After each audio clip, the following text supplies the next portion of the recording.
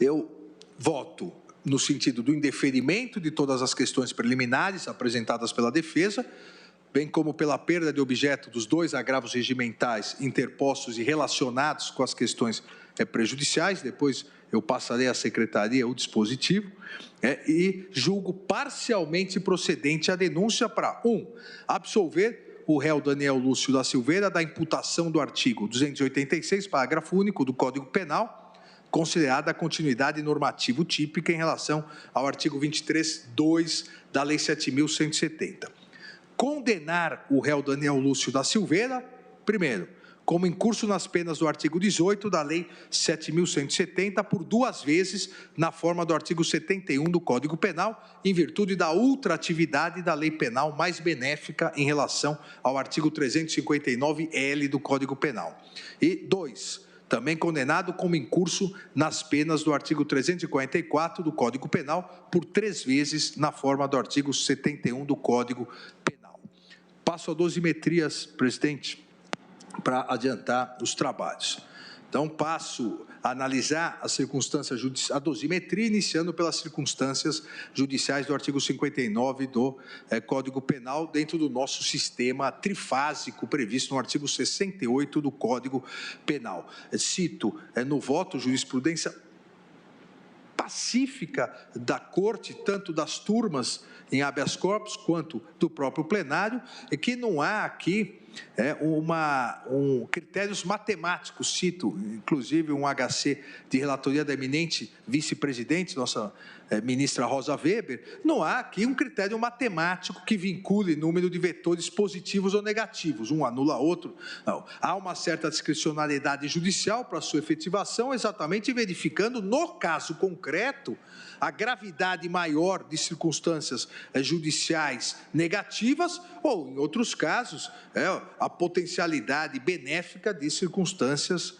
positivas. E cito aqui, como disse, não só esse acordo da eminente ministra Rosa Weber, como outros acordos de outros colegas.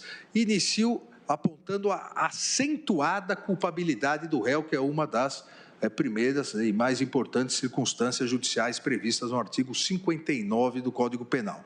Pois nessa fase o juízo de reprovabilidade ou censurabilidade da conduta do réu extrapolou enormemente a prática da própria infração penal, porque o juízo de reprovabilidade e censurabilidade continuou durante toda a instrução processual penal, inclusive no próprio dia de julgamento, no seu julgamento pelo Supremo Tribunal Federal. O réu, por diversas vezes, pretendeu utilizar de uma suposta imunidade parlamentar para praticar inúmeros crimes, para utilizar como escudo protetivo, como disse, para prática de atividades ilícitas. O réu chegou, inclusive, a utilizar o próprio parlamento como esconderijo numa fuga que fez do Rio de Janeiro para Brasília, no intuito de descumprir novamente medida judicial determinada pelo juízo em face de anterior descumprimento de medidas cautelares.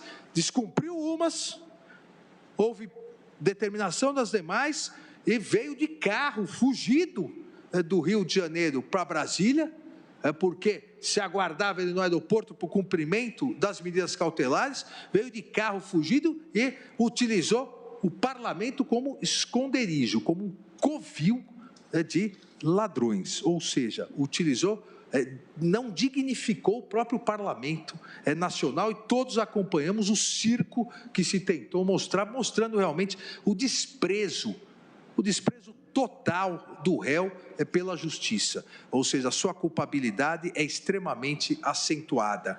As circunstâncias em que o crime foi praticado também contam negativamente aqui para o réu, porque se utilizou da internet, que sabidamente possui um poder replicador de alta magnitude, conferindo aos vídeos por ele publicados um enorme alcance. E o Ministério Público cita nas suas alegações finais essa grande potencialidade da propagação para centenas de milhares de pessoas das suas mensagens, e isso também pesa negativamente como circunstância judicial a forma como o crime foi praticado.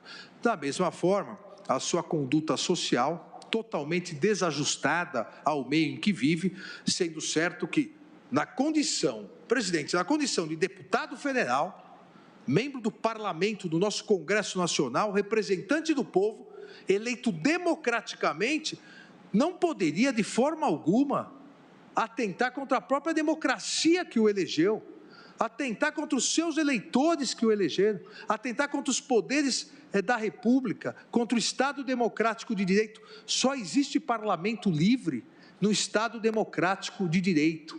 As ditaduras não respeitam os parlamentos livres. Então, a conduta social mostra o desajuste entre a sua condição de deputado federal e a necessidade de zelar pela democracia, zelar pelo Estado de direito e zelar pela harmonia entre os poderes. Há alta reprovabilidade na conduta social. Transcrevo, inclusive, aqui um trecho das alegações finais do Ministério Público. Ainda, presidente, dentro da sua conduta social, eu não vou ler todas as questões, mas por duas vezes desrespeitou as medidas cautelares, tentou fugir quando a Polícia Federal chegou, deixou mais de 30 vezes desligado o monitoramento eletrônico, desrespeitou a medida cautelar de não poder se comunicar com outros investigados, ou seja, simplesmente, e aí sim, de forma jocosa, tratou a justiça como um nada, desrespeitando todas as medidas cautelares impostas ao réu e impostas em substituição à prisão, ou seja, impostas em seu benefício.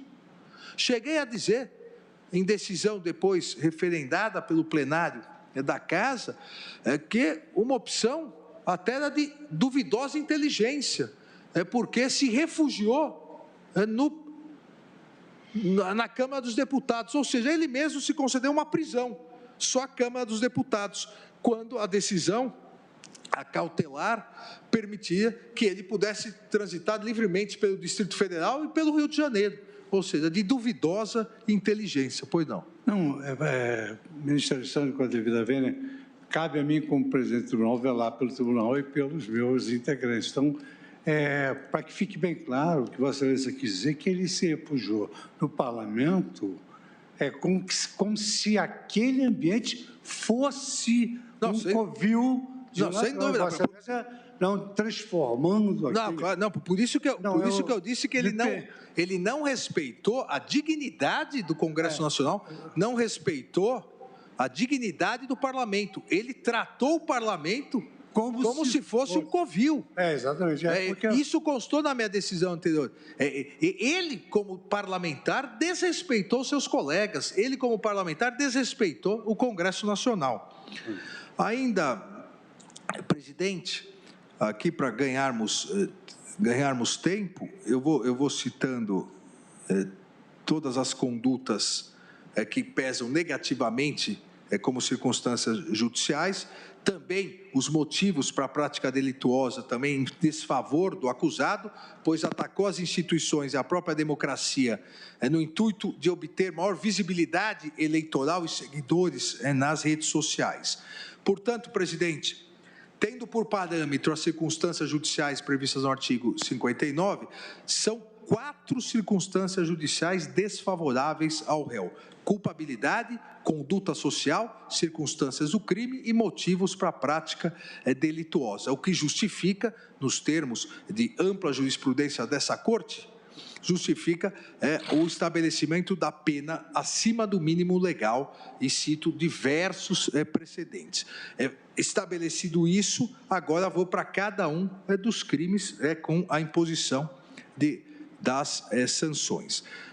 Em relação à abolição violenta do Estado Democrático de Direito, artigo 18, em virtude da ultratividade da lei penal, o preceito secundário do tipo penal prevê, de forma abstrata, a pena de 2 a 6 anos de reclusão, conforme redação do artigo 18 da Lei 7.170, que tem aqui a sua ultratividade, uma vez que a lei nova prevê até 8 anos de reclusão. Então, é uma lei, a lei anterior é uma lei mais benéfica. Com base nessas 4 circunstâncias judiciais negativas, fixo a pena base em 4 anos e 6 meses de reclusão para cada um dos crimes.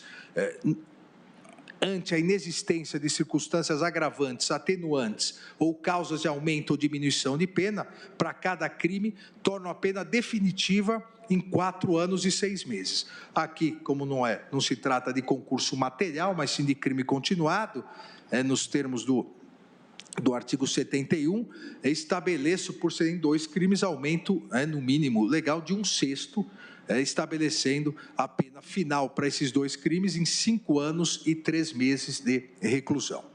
Então, a pena definitiva para esse delito, nos termos do artigo 71, Código Penal, 5 anos e 3 meses de reclusão. Em relação à coação no curso do processo, o preceito secundário do tipo penal prevê, também de forma abstrata, a pena de 1 a 4 anos de reclusão e multa, além da pena correspondente à violência, se houver. Da mesma forma, com base em 4 circunstâncias judiciais negativas, fixo a pena base em 3 anos de reclusão para cada um dos 3 crimes.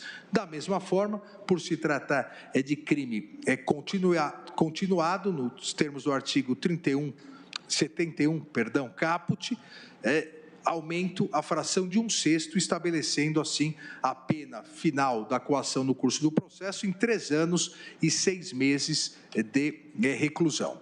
A pena de multa, considerando, aqui na coação ao curso do processo cabe pena de multa, considerando que a pena de multa deve guardar estrita proporcionalidade com a pena privativa de liberdade aplicada, pois obviamente incidem as mesmas circunstâncias dessa, estabeleço a pena de multa em 30 dias multa para cada um dos 3 crimes de coação no curso do processo.